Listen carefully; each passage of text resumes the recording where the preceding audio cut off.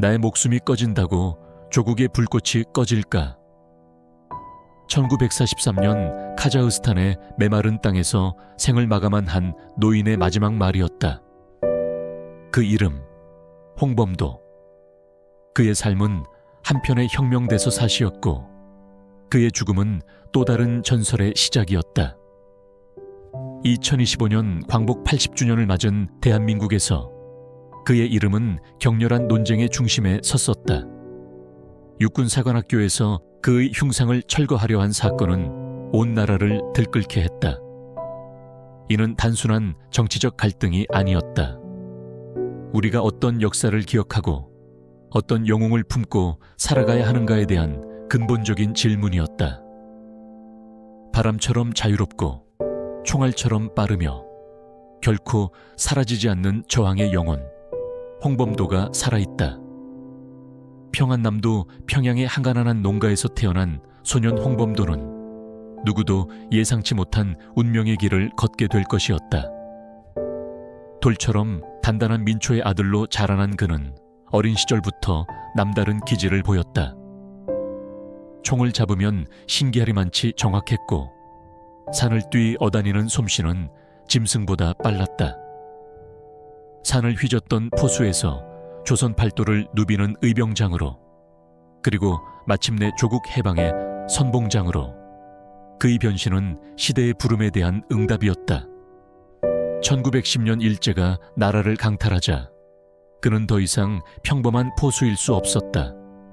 일제 강점의 검은 그림자가 조선 땅을 덮었을 때 홍범도는 결단했다. 만주로, 연해주로, 혁명의 땅으로 향하는 길을 택한 것이다. 그는 피로 맺은 전우들과 백두대간을 넘나들며 일본 제국의 심장에 불꽃을 던졌다. 의병장에 불과했던 사내가 독립군단 총사령관에 오른 것은 우연이 아니었다. 혼돈의 시대, 사분오열된 무장투쟁 세력을 하나로 모으는 그의 능력은 탁월했다. 김좌진, 최진동 등과 더불어 모든 힘을 하나로 응집시키는 연합전의 끝판대장이 된 것이다. 그의 전략은 단순했지만 효과적이었다. 적을 반드시 우리 지형과 경험이 유리한 장소로 끌어내라. 이 원칙은 후에 봉고동에서 빛을 발하게 될 것이었다.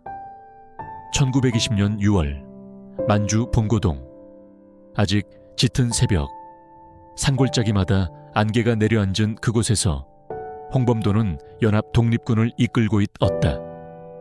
일본 정규군 국경초소 습격에서 시작되니 전투에서 홍범도와 최진동이 지휘하는 부대는 소규모 게릴라전으로 일본군을 교묘하게 봉고동 일대로 유인해냈다.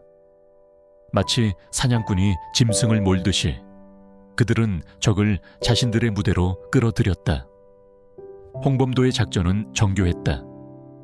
각 중대를 봉고동 각 고지에 매복시키고 자신은 기동대와 함께 일본군 포위망의 중심으로 들어갈 순간을 기다렸다. 그리고 그 순간이 왔을 때 동서북 삼면에서 동시에 일제 사격이 펼쳐졌다. 전투의 결과는 압도적이었다.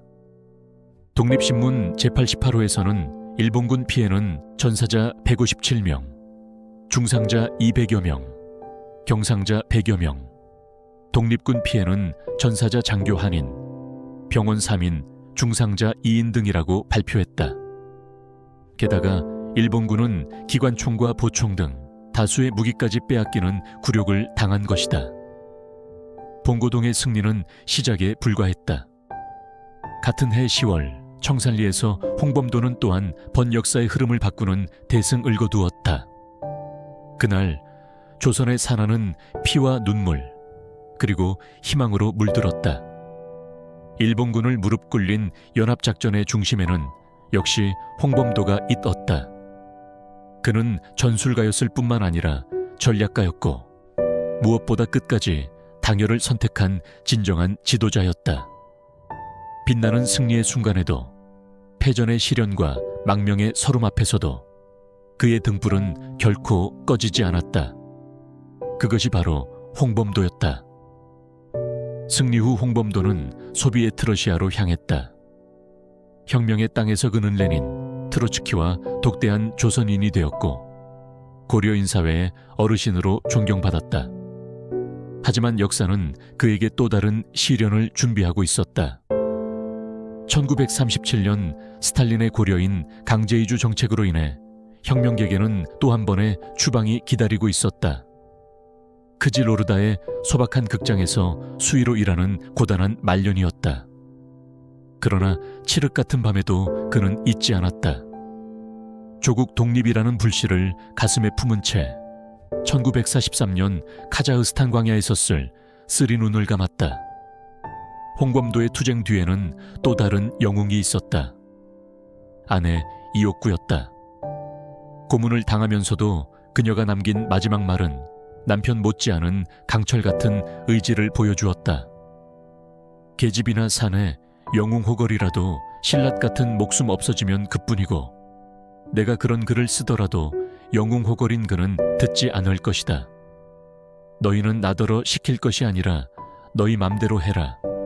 나는 죽어도 안 쓴다. 이 거절의 말 속에는 홍범도와 같은 저항의 DNA가 흐르고 있었다. 그 절박함과 단호한 선택이 오늘의 우리를 만든 것이다.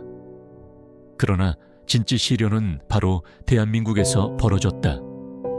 윤석열 정부가 추진한 육군사관학교 내 홍범도 장군 흉상 철거 계획은 전국을 들끓게 했다.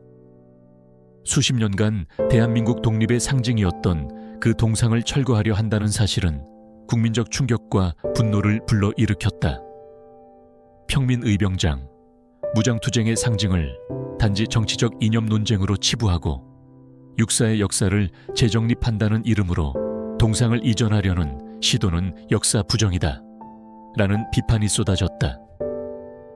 전국적으로 홍범도의 영웅상은 대한민국 정체성의 본질이라는 시민과 학계의 목소리가 터져나왔다. 독립유공자 단체, 시민사회, 그리고 국회의장까지 나서서 계획 철회와 역사 재평가를 촉구했다. 결국 흉산기전 계획은 보류되었지만 이 사안은 홍범도라는 이름과 그의 본고동 전투에서의 실제 활약상에 대한 궁금증을 폭발적으로 키워놓았다. 어쨌든 좌우를 막론하고 독립운동가들 대다수가 일본군에 의해 사살당하거나 여운형, 김립, 김구 등 백색 테러에 희생당하거나 좌우 갈등에 희생당하거나 가난에 시달리고 망명국가에서 암살당하는 등의 고생을 겪으면서 천수를 누리지 못하고 죽는 경우가 많은데 홍범도는 보기 드물게 노안으로 죽은 케이스다. 하지만 고국을 떠나 만리타국에서 쓴 입국신고서에서 소원을 묻는 질문에 고려 독립이라고 쓸 정도로 죽는 순간까지 조국 독립을 염원했던 그가 결국 전쟁의 종식과 광복을 보지 못했으니 어떤 심경으로 눈을 감았을지는 본인만이 알 것이다.